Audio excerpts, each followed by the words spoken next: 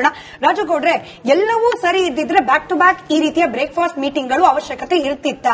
ನಿಖೇತ್ ಅವರು ಹೇಳೋ ಪ್ರಕಾರ ಮುಖ್ಯಮಂತ್ರಿಗಳು ಉಪಮುಖ್ಯಮಂತ್ರಿಗಳಲ್ಲಿ ಹೊಂದಾಣಿಕೆ ಅನ್ನೋದು ಅಷ್ಟು ಅಚ್ಚುಕಟ್ಟಾಗಿದ್ದಿದ್ರೆ ಈ ಮೀಟಿಂಗ್ ನ ಅವಶ್ಯಕತೆ ಏನಿತ್ತು? ನೋಡಿ, ನಿಖೇತ್ ರಾಜ್ ಅವರು ಕಾಂಗ್ರೆಸ್ ಪಕ್ಷದ ವಕ್ತಾರರಾಗಿದ್ದಾರೆ. ಅವರು ಅವ್ರ ಪಕ್ಷದಲ್ಲಿ ಆಗಿರೋ ಉಳುಕುಗಳನ್ನ ಸಮರ್ಥಿಸ್ಕೋಬೇಕಾಗಿರೋದು ಅವ್ರ ಕರ್ತವ್ಯ. ಅವರು ಆ ಪ್ರಯತ್ನ ಮಾಡ್ತಾ ಇದಾರೆ, ಅದೇನ್ ತಪ್ಪೇನಿಲ್ಲ. ಈಗ ಅಂಗೈ ಉಣ್ಣು ಕನ್ನಡಿಬೇಕಂತ ಒಂದು ಗಾದೆ ಮಾತೆ ಇದೆ. ಆ ಪಕ್ಷದಲ್ಲಿ ನಡೀತಾ ಇರುವಂತ ವಿಚಾರಗಳನ್ನ ಮಾಧ್ಯಮಗಳು ಅವ್ರು ಹೇಳಿದ್ರು, ಇಲ್ಲ ಮಾಧ್ಯಮಗಳಲ್ಲಿ ಚರ್ಚೆ ಆಗ್ತಾ ಇದೆ ಅಂತ. ಮಾಧ್ಯಮಗಳಲ್ಲಿ ಯಾಕೆ ಚರ್ಚೆ ಆಗತ್ತೆ? ಈಗ ನೀವು ಕ್ಯಾಮ್ರಾ ಯಾಕೆ ಹಿಡಿತೀರಾ? ಒಬ್ಬ ವ್ಯಕ್ತಿ ಮುಂದೆ ಮೈಕ್ ಯಾಕೆ ಹಿಡಿತೀರಾ? ವಿಚಾರಗಳಿದ್ರೆ ಹಿಡಿತೀರಾ. ಈಗ ಬೆಂಕಿ ಇಲ್ದಲೆ ಹೊಗೆ ಆಡ್ಲಿಕ್ಕೆ ಸಾಧ್ಯನೇ ಇಲ್ಲ. ಇಲ್ಲಿ ಒಳಗಡೆ ನಡೀತಾ ಇರುವಂತ ಬೇಗುದಿಗಳ ಚರ್ಚೆ ಅವ್ರ ಪಕ್ಷದವರೇ ಮಾಡ್ತಾ ಇದಾರೆ.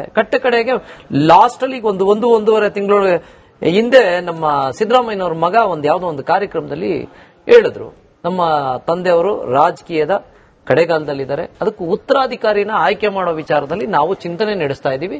ಆ ಭಾಗಕ್ಕೆ ಇನ್ನೊಬ್ರು ಬರಬೇಕು. ಯಾರು ಬರಬೇಕು? ಸತೀಶ್ ಜಾರಕಿಹೊಳಿ ಅವರು ಬರಬೇಕು ಅಂತ ಒಂದು ಸ್ಟೇಟ್ಮೆಂಟ್ ಮಾಡಿದ್ರು. ಆ ಸ್ಟೇಟ್ಮೆಂಟ್ ಇಂದ ಕೌಂಟರ್ ಬರ್ತಾನೆ ಹೋಯ್ತು.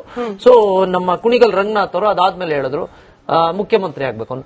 ಯಾರು ಹೋಗಿ ಮಾಧ್ಯಮದವರು ಯಾರು ಮುಖ್ಯಮಂತ್ರಿ ಆಗ್ಬೇಕು ಅಂತ ನೀವು ಯಾರು ಕೇಳಿಲ್ಲ. ಯಾಕಂದ್ರೆ ಅವರೇ ಹೇಳಿದ್ರು ಮುಖ್ಯಮಂತ್ರಿ ಕುರ್ಚಿ ಖಾಲಿ ಇಲ್ಲ ಅಂದ ಮೇಲೆ ಯಾರು ಪ್ರಶ್ನೆ ಕೇಳಕ್ ಹೋಗಲ್ಲ. ನೀವು ಹೋಗಿ ಮೈಕ್ ಹಿಡಿದ್ಬಿಟ್ಟು ನೆಕ್ಸ್ಟ್ ಯಾರು ಮುಖ್ಯಮಂತ್ರಿ ಆಗ್ಬೇಕು ಅಂತ ಕೇಳಿಲ್ಲ. ಈಗ ಸಿದ್ದರಾಮಯ್ಯನವ್ರು ಇಳಿಸ್ತೀರಾ ಅಂತಾನು ಕೇಳಿಲ್ಲ, ಡಿ ಕೆ ಶಿವಕುಮಾರ್ ಅವ್ರನ್ನ ಕೂರಿಸ್ತೀರಾ ಅಂತಾನು ಕೇಳಿಲ್ಲ.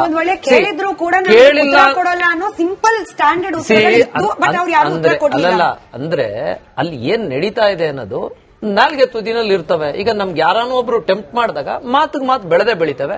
ಸೊ ಅಲ್ಲಿ ಈಗ ವಿಚಾರನೇ ಇಲ್ಲ ಅಂದಾಗ ಯಾರು ಚರ್ಚೆ ಮಾಡ್ಲಿಕ್ಕೆ ಹೋಗ್ತಾರೆ? ಸೊ ಇವ್ರ ಪಕ್ಷದ ಒಳಬೇಗುದಿಗಳು ಏನಾದ್ರೂ ಇಟ್ಕೊಳ್ಳಿ, ನಾವು ಬೇಡ ಅನ್ನಲ್ಲ. ಈಗ ಸ್ವಾಮೀಜಿ ಒಬ್ರು ಒಂದು ಸ್ಟೇಟ್ಮೆಂಟ್ ಮಾಡಿದ್ದಾರೆ, ನಮ್ಮ ಉತ್ತರ ಕರ್ನಾಟಕ ಡೆವಲಪ್ಮೆಂಟ್ಗೆ ಡಿ ಕೆ ಶಿವಕುಮಾರ್ ಅವರು ಬೇಕಾಗಿದ್ದಾರೆ ಅಂತ.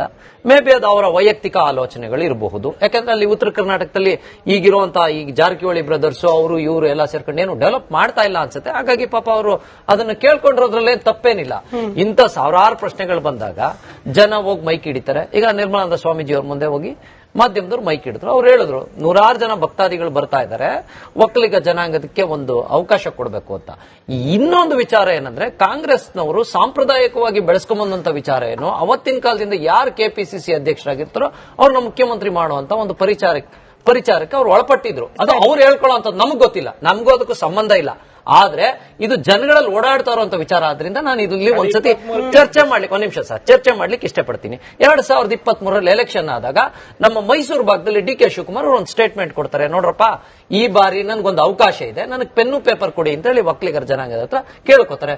ಮಂಡ್ಯದಲ್ಲಿ ಮೇಜರ್ ಬಂದಂತ ಏನು ಶೇರ್ಸ್ 7 ಪೈಕಿ 6 ಬಂತು. ಅವಾಗ ಏನಾಯ್ತು, ಅಲ್ಲಿ ಒಕ್ಕಲಿಗರು ಒಂದಷ್ಟು ಕನ್ಸಾಲಿಡೇಟ್ ಆಗಿದ್ದಾರೆ, ಮೈಸೂರು ಭಾಗದಲ್ಲೂ ಒಂದಷ್ಟು ಕನ್ಸಾಲಿಡೇಟ್ ಆದ್ರೆ ಕೇಳೋದ್ರಲ್ಲೇನು ಅವ್ರದ್ದೇನು ತಪ್ಪಿಲ್ಲ. ಈಗ ಅವ್ರ ಜನಾಂಗಕ್ಕೆ ಬೇಕು ಅಂತ ಜನ ಕೇಳಿದಾರೆ, ಅದ್ರಲ್ಲಿ ಅವ್ರದ್ದೇನು ತಪ್ಪು?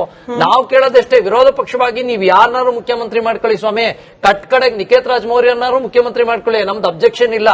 ನಾವು ಕೇಳೋದು ಒಂದೇ ವಿಚಾರ, ಡೆವಲಪ್ಮೆಂಟ್. ನಾವು ವಿರೋಧ ಪಕ್ಷವಾಗಿ ಕೊಟ್ಟಿರೋ ಬೋರ್ಡ್ ಮೇಲೆ ಈಗ ಅಲ್ಲ, ಪ್ರೀತಿ ಒಂದೇ ಗೊತ್ತಾ, ನೀವೇನಾದ್ರೂ ಮಾಡ್ಕೊಳ್ಳಿ, ನಾವು ಕೇಳೋದಿಷ್ಟೇ, ಡೆವಲಪ್ಮೆಂಟ್ ಬಗ್ಗೆ ಗಮನ ಹರಿಸಿ. ನೀವು 3 ದಿನಕ್ಕೂ ಮೀಟಿಂಗು, ಅಲ್ಲೆಲ್ಲೋ ಹೋಗ್ತೀರಿ, ನಿಮ್ಮ 11 ಜನ MLAಗಳು ಡೆಲ್ಲಿಗೆ ಓಡೋಗಿ ಕೂತ್ಕೋತಾರೆ, ಇನ್ನೆಲ್ಲೋ ಹೋಗಿ ಮೀಟಿಂಗ್ ಗಳು ಕರೀತೀರಿ. ನಿಜವಾಗ್ಲೂ ರಾಜ್ಯದ ಜನತೆ ಸಮಸ್ಯೆಯಲ್ಲಿ ತತ್ತರಿಸ್ತಾ ಇದ್ದಾರೆ, ನೀವೇ ತೋರಿಸ್ತಾ ಇದ್ದೀರಿ. ಕಬ್ಬು ಬೆಳೆಗಾರರ ಸಮಸ್ಯೆ ಆಗಿದೆ, ಬೆಂಗಳೂರಿನ ಪಾಟೋಲ್ ಸಮಸ್ಯೆ, ರಸ್ತೆ ಗುಂಡಿ ಸಮಸ್ಯೆ, ಹೈಕೋರ್ಟ್ ಕೂಡ ಚಾಟಿ ಬೀಸಿದ್ರು ಪಾಪ ನಿಮ್ ಕೈಲಿ ಮಾಡಕ್ ಆಗ್ತಾ ಇಲ್ಲ. ಅಂದ್ರೆ ನೀವು ಅಧಿಕಾರದ ಹಿಂದೆ ಲಾಲಸೆಗೆ ಬಿದ್ದು ಓಡಾಡ್ತಾ ಇದ್ರೆ ವಿನಃ ಇಲ್ಲಿ ಜನಗಳ ಸಮಸ್ಯೆಗಳ ಗಮನ ಹರಿಸ್ತಾ ಇಲ್ಲ. ವಿಚಾರಕ್ಕೆ ಸಂಬಂಧಪಟ್ಟಂತೆ ಹೈಕೋರ್ಟ್ಗಳು ಚಾಟಿ ಎಲ್ಲಾ ಸರ್ಕಾರಕ್ಕೂ ಕೊಟ್ಟರು ಡಿ ಕೆ ಶಿವಕುಮಾರ್, ಹಾಗಾಗಿ ನಿರೀಕ್ಷೆ ಇತ್ತೇನೋ. ಅಲ್ಲಲ್ಲ, ಇಂಥ ವಿಚಾರಗಳನ್ನ ಬಿಟ್ಬಿಟ್ಟು ನೀವು ಈ ವಿಚಾರಗಳ ಬಗ್ಗೆ ಚರ್ಚೆ ಮಾಡ್ತಾ ಹೋದ್ರೆ ನಿಜವಾಗ್ಲೂ ಜನ ನಿಮ್ಮ ಮೇಲೆ ಇಟ್ಟಂತ ಒಂದು ಪ್ರೀತಿ ಅಭಿಮಾನ ಕೊಟ್ಟಂತ 139 ಸೀಟ್ಗೆ ಬೆಲೆ ಏನು? ಸ್ವಾಮೀಜಿಗಳಂತವ್ರ ಪಾಪ ಇವತ್ತು ರಿಕ್ವೆಸ್ಟ್ ಮಾಡುವಂತ ಪರಿಸ್ಥಿತಿ ಬಂದ್ಬಿಟ್ಟೈತೆ, ನಮ್ ಭಾಗ ಅಭಿವೃದ್ಧಿ ಮಾಡಿ, ನಮ್ಗೊಂಚೂರು ಏನಾದ್ರು ಮಾಡಿ ಅಂದ್ರೆ ಸಿದ್ದರಾಮಯ್ಯನವರು ಎಲ್ಲೋ ಒಂದ್ ಕಡೆ ಫೇಲ್ ಆಗ್ತಾ ಇದ್ದಾರೆ ಅನ್ನೋದನ್ನ ಎಲ್ಲೋ ಒಂದ್ ಕಡೆ ಸೂಕ್ಷ್ಮವಾಗಿ ಅವ್ರು ಅವಲೋಕಿಸ್ಬಿಟ್ಟಿದ್ದಾರೆ. ಹಾಗಾಗಿ ಏನಾದ್ರೂ ಮಾಡಿ, ನೀವು ಯಾರಾನು ಸಿಎಂ ಆಗಿ, ನಾನು ಈಗ ಆಲ್ರೆಡಿ ಹೇಳಿದೀನಿ, ಯಾರಾನು ಸಿಎಂ ಆಗಿ ನಮ್ಗೆ ಅಭಿವೃದ್ಧಿ ಮಾಡಿ, ಅದ್ರ ಜೊತೆಗೆ ಹಗರಣಗಳು ಇಲ್ದಂಗೆ ಸರ್ಕಾರ ಕೊಡಿ. ನಾವು 5 ವರ್ಷ ಜನ ಕೊಟ್ಟಿದ್ದಾರೆ, ನಾವು ಡಿಸ್ಟರ್ಬೇ ಮಾಡಲ್ಲ ನಿಮಗೆ. 5 ವರ್ಷ ಮಾಡಿ, ನಾವು ವಿರೋಧ ಪಕ್ಷವಾಗಿ ಏನ್ ಮಾಡ್ಬೇಕು ನಾವು ಮಾಡ್ತೀವಿ. ಮೀಟಿಂಗ್ ಗಳನ್ನ ಮಾಡಿಸ್ತಾ ಇರೋದೇನೆ ಒಬ್ಬರು ಕಂಡ್ರೆ ಒಬ್ರಿಗಾಗಲ್ಲ ಅನ್ನೋ ಮೆಸೇಜ್ ಸ್ಟ್ರಾಂಗ್ ಆಗಿ ಪಾಸ್ ಆಗ್ತಿರೋ ಸಂದರ್ಭದಲ್ಲಿ ಹಂಗಿಲ್ಲ. They still are gentleman. ಒಬ್ರು ಮುಖ ಒಬ್ರು ನೋಡೋದಲ್ಲ, ಪಕ್ಕದಲ್ಲಿ ಕುತ್ಕೊಂಡು ತಿಂಡಿನೂ ತಿಂದು ಎಲ್ಲಾ ವಿಚಾರವನ್ನ ಬ್ರೇಕ್ಫಾಸ್ಟ್ ಟೇಬಲ್ ನಲ್ಲೇ ಸಾರ್ಟ್ ಮಾಡ್ಕೊಳ್ತಾರೆ ಅನ್ನೋ ಒಂದು ಸಂದೇಶವನ್ನ ರವಾನೆ ಮಾಡೋ ಪ್ರಯತ್ನ ಹೈಕಮಾಂಡ್ ಮಾಡ್ದಂತ ಕಾಣ್ತಾ ಇದೆ. ಬಟ್ ಇದು ಯಶಸ್ವಿ ಆಗ್ತಾ ಇದೆಯಾ? ಯಾವ ಸಂದೇಶ ಈ ತಿಂಡಿ ಟೇಬಲ್ ನಿಂದ ಆಚೆ ಬರಬೇಕು ಅದೇ ರೀತಿಯಲ್ಲಿ ಸಂದೇಶ ಬರ್ತಿದ್ಯಾ ಆಚೆ ಅಂತ? ಶನಿವಾರ ಬೆಳಗಿನ ಉಪಹಾರದ ಸಭೆ ಅದು. ರಾಜುಗೌಡ್ರೆ, ಎಲ್ಲವೂ ಸರಿ ಇದ್ದಿದ್ರೆ ಬ್ಯಾಕ್ ಟು ಬ್ಯಾಕ್ ಈ ರೀತಿಯ ಬ್ರೇಕ್ಫಾಸ್ಟ್ ಮೀಟಿಂಗ್ ಗಳು ಅವಶ್ಯಕತೆ ಇರ್ತಿತ್ತ? ನಿಖೇತ್ ಅವ್ರು ಹೇಳೋ ಪ್ರಕಾರ ಮುಖ್ಯಮಂತ್ರಿಗಳು ಉಪಮುಖ್ಯಮಂತ್ರಿಗಳಲ್ಲಿ ಹೊಂದಾಣಿಕೆ ಅನ್ನೋದು ಅಷ್ಟು ಅಚ್ಚುಕಟ್ಟಾಗಿ ಇದ್ದಿದ್ದರೆ ಈ ಮೀಟಿಂಗ್ ನ ಅವಶ್ಯಕತೆ ಏನಿತ್ತು? ನೋಡಿ, ನಿಖೇತ್ ರಾಜ್ ಅವರು ಕಾಂಗ್ರೆಸ್ ಪಕ್ಷದ ವಕ್ತಾರರಾಗಿದ್ದಾರೆ. ಅವರು ಅವ್ರ ಪಕ್ಷದಲ್ಲಿ ಆಗಿರೋ ಉಳುಕುಗಳನ್ನ ಸಮರ್ಥಿಸ್ಕೋಬೇಕಾಗಿರೋದು ಅವ್ರ ಕರ್ತವ್ಯ. ಅವರು ಆ ಪ್ರಯತ್ನ ಮಾಡ್ತಾ ಇದಾರೆ, ಅದೇನ್ ತಪ್ಪೇನಿಲ್ಲ. ಈಗ ಅಂಗೈ ಉಣ್ಣು ಕನ್ನಡಿಬೇಕಂತ ಒಂದು ಗಾದೆ ಮಾತೆ ಇದೆ. ಆ ಪಕ್ಷದಲ್ಲಿ ನಡೀತಾ ಇರುವಂತ ವಿಚಾರಗಳನ್ನ ಮಾಧ್ಯಮಗಳು ಅವ್ರು ಹೇಳಿದ್ರು, ಇಲ್ಲ ಮಾಧ್ಯಮಗಳಲ್ಲಿ ಚರ್ಚೆ ಆಗ್ತಾ ಇದೆ ಅಂತ. ಮಾಧ್ಯಮಗಳಲ್ಲಿ ಯಾಕೆ ಚರ್ಚೆ ಆಗತ್ತೆ? ಈಗ ನೀವು ಕ್ಯಾಮ್ರಾ ಯಾಕೆ ಹಿಡಿತೀರಾ? ಒಬ್ಬ ವ್ಯಕ್ತಿ ಮುಂದೆ ಮೈಕ್ ಯಾಕೆ ಹಿಡಿತೀರಾ? ವಿಚಾರಗಳಿದ್ದೇ ಹಿಡಿತೀರಾ?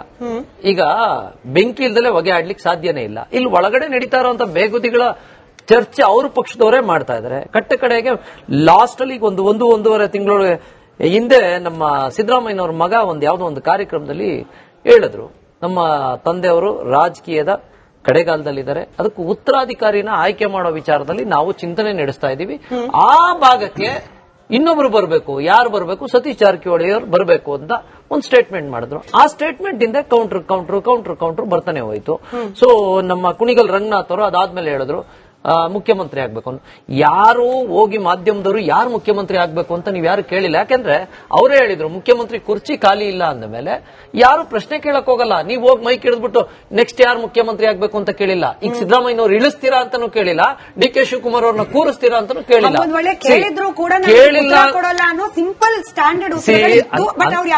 ಅಲ್ಲಲ್ಲ, ಅಂದ್ರೆ ಅಲ್ಲಿ ಏನ್ ನಡೀತಾ ಇದೆ ಅನ್ನೋದು ನಾಲ್ಗೆ ತುದಿನಲ್ಲಿ ಇರ್ತವೆ. ಈಗ ನಮ್ಗೆ ಯಾರಾನೋ ಒಬ್ರು ಟೆಂಪ್ಟ್ ಮಾಡಿದಾಗ ಮಾತಿಗೆ ಮಾತು ಬೆಳೆದೇ ಬೆಳಿತವೆ. ಸೊ ಅಲ್ಲಿ ಈಗ ವಿಚಾರನೇ ಇಲ್ಲ ಅಂದಾಗ ಯಾರು ಚರ್ಚೆ ಮಾಡ್ಲಿಕ್ಕೆ ಹೋಗ್ತಾರೆ? ಸೊ ಇವ್ರ ಪಕ್ಷದ ಒಳಬೇಗುದಿಗಳು ಏನಾದ್ರೂ ಇಟ್ಕೊಳ್ಳಿ, ನಾವು ಬೇಡ ಅನ್ನಲ್ಲ. ಈಗ ಸ್ವಾಮೀಜಿ ಒಬ್ರು ಒಂದು ಸ್ಟೇಟ್ಮೆಂಟ್ ಮಾಡಿದ್ದಾರೆ, ನಮ್ಮ ಉತ್ತರ ಕರ್ನಾಟಕ ಡೆವಲಪ್ಮೆಂಟ್ಗೆ ಡಿ ಕೆ ಶಿವಕುಮಾರ್ ಅವರು ಬೇಕಾಗಿದ್ದಾರೆ ಅಂತ. ಮೇ ಬಿ ಅದು ಅವರ ವೈಯಕ್ತಿಕ ಆಲೋಚನೆಗಳು ಇರಬಹುದು. ಯಾಕಂದ್ರೆ ಅಲ್ಲಿ ಉತ್ತರ ಕರ್ನಾಟಕದಲ್ಲಿ ಈಗ ಜಾರಕಿಹೊಳಿ ಬ್ರದರ್ಸ್ ಅವರು ಇವರು ಎಲ್ಲ ಸೇರ್ಕೊಂಡು ಏನು ಡೆವಲಪ್ ಮಾಡ್ತಾ ಇಲ್ಲ ಅನ್ಸುತ್ತೆ. ಹಾಗಾಗಿ ಪಾಪ ಅವರು ಅದನ್ನ ಕೇಳ್ಕೊಂಡಿರೋದ್ರಲ್ಲೇ ತಪ್ಪೇನಿಲ್ಲ. ಇಂಥ ಸಾವಿರಾರು ಪ್ರಶ್ನೆಗಳು ಬಂದಾಗ ಜನ ಹೋಗಿ ಮೈಕ್ ಹಿಡಿತಾರೆ. ಈಗ ನಿರ್ಮಲಾನಂದ ಸ್ವಾಮೀಜಿ ಅವ್ರ ಮುಂದೆ ಹೋಗಿ ಮಾಧ್ಯಮದವ್ರು ಮೈಕ್ ಹಿಡಿದ್ರು. ಅವ್ರು ಹೇಳಿದ್ರು 100 ಜನ ಭಕ್ತಾದಿಗಳು ಬರ್ತಾ ಇದ್ದಾರೆ, ಒಕ್ಕಲಿಗ ಜನಾಂಗದಕ್ಕೆ ಒಂದು ಅವಕಾಶ ಕೊಡಬೇಕು ಅಂತ. ಇನ್ನೊಂದು ವಿಚಾರ ಏನಂದ್ರೆ, ಕಾಂಗ್ರೆಸ್ನವರು ಸಾಂಪ್ರದಾಯಿಕವಾಗಿ ಬೆಳೆಸ್ಕೊಂಬಂದಂತ ವಿಚಾರ ಏನು, ಅವತ್ತಿನ ಕಾಲದಿಂದ ಯಾರು ಕೆಪಿಸಿಸಿ ಅಧ್ಯಕ್ಷರಾಗಿರ್ತಾರೋ ಅವ್ರನ್ನ ಮುಖ್ಯಮಂತ್ರಿ ಮಾಡುವಂತ ಒಂದು ಪರಿಚಾರಕ್ಕೆ ಅವ್ರು ಒಳಪಟ್ಟಿದ್ರು. ಅದು ಅವ್ರು ಹೇಳ್ಕೊಳ್ಳೋ ನಮಗ್ ಗೊತ್ತಿಲ್ಲ, ನಮಗೂ ಅದಕ್ಕೂ ಸಂಬಂಧ ಇಲ್ಲ. ಆದ್ರೆ ಇದು ಜನಗಳಲ್ಲಿ ಓಡಾಡ್ತಾ ಇರುವಂತ ವಿಚಾರ ಆದ್ರಿಂದ ನಾನು ಇಲ್ಲಿ ಒಂದ್ಸತಿ ಚರ್ಚೆ ಮಾಡ್ಲಿಕ್ಕೆ ಇಷ್ಟಪಡ್ತೀನಿ. 2023 ಎಲೆಕ್ಷನ್ ಆದಾಗ ನಮ್ಮ ಮೈಸೂರು ಭಾಗದಲ್ಲಿ ಡಿ ಕೆ ಶಿವಕುಮಾರ್ ಅವರು ಒಂದು ಸ್ಟೇಟ್ಮೆಂಟ್ ಕೊಡ್ತಾರೆ, ನೋಡ್ರಪ್ಪ ಈ ಬಾರಿ ನನ್ಗೊಂದು ಅವಕಾಶ ಇದೆ, ನನಗೆ ಪೆನ್ನು ಪೇಪರ್ ಕೊಡಿ ಅಂತ ಹೇಳಿ ಒಕ್ಕಲಿಗರ ಜನಾಂಗದ ಹತ್ರ ಕೇಳ್ಕೊತಾರೆ. ಮಂಡ್ಯದಲ್ಲಿ ಮೇಜರ್ ಬಂದಂತ ಏನು ಶೇರ್ಸ್ 7 ಪೈಕಿ 6 ಬಂತು. ಅವಾಗ ಏನಾಯ್ತು, ಅಲ್ಲಿ ಒಕ್ಕಲಿಗರು ಒಂದಷ್ಟು ಕನ್ಸಾಲಿಡೇಟ್ ಆಗಿದ್ದಾರೆ, ಮೈಸೂರು ಭಾಗದಲ್ಲೂ ಒಂದಷ್ಟು ಕನ್ಸಾಲಿಡೇಟ್ ಆಗಿ. ಆದ್ರೆ ಕೇಳೋದ್ರಲ್ಲೇನು ಅವ್ರದೇನ್ ತಪ್ಪಿಲ್ಲ. ಈಗ ಅವ್ರ ಜನಾಂಗಕ್ಕೆ ಬೇಕು ಅಂತ ಜನ ಕೇಳಿದ್ರೆ ಅದ್ರಲ್ಲಿ ಅವ್ರದೇನ್ ತಪ್ಪು? ನಾವು ಕೇಳೋದಷ್ಟೇ, ವಿರೋಧ ಪಕ್ಷವಾಗಿ ನೀವ್ ಯಾರನ್ನಾರು ಮುಖ್ಯಮಂತ್ರಿ ಮಾಡ್ಕೊಳ್ಳಿ ಸ್ವಾಮಿ, ಕಡೆಗೆ ನಿಖೇತ್ ರಾಜ್ ಮೌರ್ಯನಾರು ಮುಖ್ಯಮಂತ್ರಿ ಮಾಡ್ಕೊಳ್ಳಿ, ನಮ್ದು ಅಬ್ಜೆಕ್ಷನ್ ಇಲ್ಲ. ನಾವು ಕೇಳೋದು ಒಂದೇ ವಿಚಾರ, ಡೆವಲಪ್ಮೆಂಟ್. ನಾವು ವಿರೋಧ ಪಕ್ಷವಾಗಿ ಕೊಟ್ಟಿರೋ ಬೋರ್ಡ್ ಮೇಲೆ ಈಗ ಅಲ್ಲ, ಪ್ರೀತಿ ಒಂದೇ ಗೊತ್ತಾ, ನೀವೇನಾದ್ರೂ ಮಾಡ್ಕೊಳ್ಳಿ, ನಾವು ಕೇಳೋದಿಷ್ಟೇ, ಡೆವಲಪ್ಮೆಂಟ್ ಬಗ್ಗೆ ಗಮನ ಹರಿಸಿ.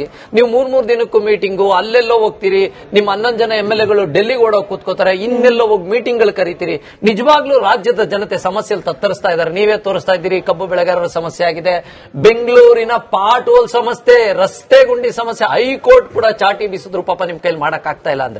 ಅಂದ್ರೆ ನೀವು ಅಧಿಕಾರದ ಹಿಂದೆ ಲಾಲಸೆಗೆ ಬಿದ್ದು ಓಡಾಡ್ತಾ ಇದ್ರೆ ವಿನಃ ಇಲ್ಲಿ ಜನಗಳ ಸಮಸ್ಯೆಗಳ ಗಮನ ಹರಿಸ್ತಾ ಗುಂಡಿ ಇಲ್ಲ. ವಿಚಾರಕ್ಕೆ ಸಂಬಂಧಪಟ್ಟಂತೆ ಹೈಕೋರ್ಟ್ಗಳು ಚಾಟಿ ಎಲ್ಲಾ ಎಲ್ಲಾ ಸರ್ಕಾರಕ್ಕೂ ಬೀಸಿದೆ. ಡೆಡ್ಲೈನ್ ಕೊಟ್ಟರು ಡಿ ಕೆ ಶಿವಕುಮಾರ್, ಹಾಗಾಗಿ ನಿರೀಕ್ಷೆ ಇತ್ತೇನೋ. ನೋಡಿ, ಅಲ್ಲಲ್ಲ, ಇಂಥ ವಿಚಾರಗಳನ್ನ ಬಿಟ್ಬಿಟ್ಟು ನೀವು ಈ ವಿಚಾರಗಳ ಬಗ್ಗೆ ಚರ್ಚೆ ಮಾಡ್ತಾ ಹೋದ್ರೆ ನಿಜವಾಗ್ಲೂ ಜನ ನಿಮ್ಮ ಮೇಲೆ ಇಟ್ಟಂತ ಒಂದು ಪ್ರೀತಿ ಅಭಿಮಾನ ಕೊಟ್ಟಂತ 139 ಸೀಟ್ಗೆ ಬೆಲೆ ಏನು? ಸ್ವಾಮೀಜಿಗಳು ಅಂತವ್ರ ಪಾಪ ಇವತ್ತು ರಿಕ್ವೆಸ್ಟ್ ಮಾಡೋಂತ ಪರಿಸ್ಥಿತಿ ಬಂದ್ಬಿಟ್ಟೈತೆ. ನಮ್ ಭಾಗ ಅಭಿವೃದ್ಧಿ ಮಾಡಿ, ನಮ್ ಭಾಗ ಅಭಿವೃದ್ಧಿ ಮಾಡಿ, ನಮ್ಗೊಂಚೂರು ಏನಾದ್ರು ಮಾಡಿ ಅಂದ್ರೆ ಸಿದ್ದರಾಮಯ್ಯನವರು ಎಲ್ಲೋ ಒಂದ್ ಕಡೆ ಫೇಲ್ ಆಗ್ತಾ ಇದ್ದಾರೆ ಅನ್ನೋದನ್ನ ಎಲ್ಲೋ ಒಂದ್ ಕಡೆ ಸೂಕ್ಷ್ಮವಾಗಿ ಅವ್ರು ಅವಲೋಕಿಸ್ಬಿಟ್ಟಿದ್ದಾರೆ. ಹಾಗಾಗಿ ಏನಾದ್ರೂ ಮಾಡಿ, ನೀವು ಯಾರಾನು ಸಿಎಂ ಆಗಿ, ನಾನು ಈಗ ಆಲ್ರೆಡಿ ಹೇಳಿದೀನಿ, ಯಾರಾನು ಸಿಎಂ ಆಗಿ ನಮ್ಗೆ ಅಭಿವೃದ್ಧಿ ಮಾಡಿ, ಅದ್ರ ಜೊತೆಗೆ ಹಗರಣಗಳು ಇಲ್ದಂಗೆ ಸರ್ಕಾರ ಕೊಡಿ. ನಾವು 5 ವರ್ಷ ಜನ ಕೊಟ್ಟಿದ್ದಾರೆ, ನಾವು ಡಿಸ್ಟರ್ಬೇ ಮಾಡಲ್ಲ ನಿಮಗೆ. 5 ವರ್ಷ ಮಾಡಿ, ನಾವು ವಿರೋಧ ಪಕ್ಷವಾಗಿ ಏನ್ ಮಾಡ್ಬೇಕು ನಾವು ಮಾಡ್ತೀವಿ. ಮೀಟಿಂಗ್ ಗಳನ್ನ ಮಾಡಿಸ್ತಾ ಇರೋದೇನೆ ಒಬ್ಬರು ಕಂಡ್ರೆ ಒಬ್ರಿಗಾಗಲ್ಲ ಅನ್ನೋ ಮೆಸೇಜ್ ಸ್ಟ್ರಾಂಗ್ ಆಗಿ ಪಾಸ್ ಆಗ್ತಿರೋ ಸಂದರ್ಭದಲ್ಲಿ ಹಂಗಿಲ್ಲ. They still are gentleman. ಒಬ್ರು ಮುಖ ಒಬ್ರು ನೋಡೋದಲ್ಲ, ಪಕ್ಕದಲ್ಲಿ ಕುತ್ಕೊಂಡು ತಿಂಡಿನೂ ತಿಂದು ಎಲ್ಲಾ ವಿಚಾರವನ್ನ ಬ್ರೇಕ್ಫಾಸ್ಟ್ ಟೇಬಲ್ ನಲ್ಲೇ ಸಾರ್ಟ್ ಮಾಡ್ಕೊಳ್ತಾರೆ ಅನ್ನೋ ಒಂದು ಸಂದೇಶವನ್ನ ರವಾನೆ ಮಾಡೋ ಪ್ರಯತ್ನ ಹೈಕಮಾಂಡ್ ಮಾಡ್ದಂತ ಕಾಣ್ತಾ ಇದೆ. ಬಟ್ ಇದು ಯಶಸ್ವಿ ಆಗ್ತಾ ಇದೆಯಾ? ಯಾವ ಸಂದೇಶ ಈ ತಿಂಡಿ ಟೇಬಲ್ ನಿಂದ ಆಚೆ ಬರಬೇಕು ಅದೇ ರೀತಿಯಲ್ಲಿ ಸಂದೇಶ ಬರ್ತಿದ್ಯಾ ಆಚೆ ಅಂತ? ಶನಿವಾರ ಬೆಳಗಿನ ಉಪಹಾರದ ಸಭೆ ಅದು